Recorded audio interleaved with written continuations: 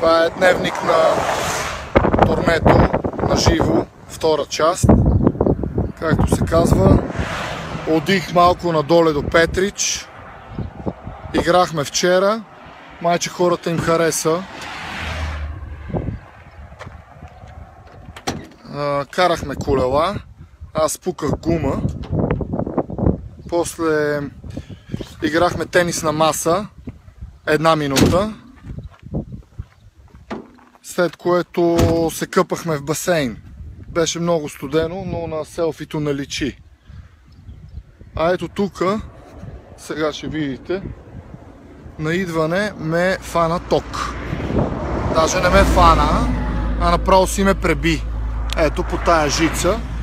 Ето тук, на влизане в Петрич, си ме би ток. Нема табелка, нема нищо, направо си бие. Това не вярвам да е законно. Аз се бях навел така.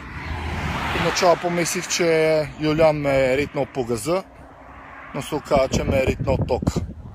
Значи тока не признава никакви авторитети, няма Иво Андонов, няма турне, тока си бие. Сега отиваме към Кюстендил. Ето ги тия двамата са там. И търсиме череши, защото Владо ни наду главата. Това е.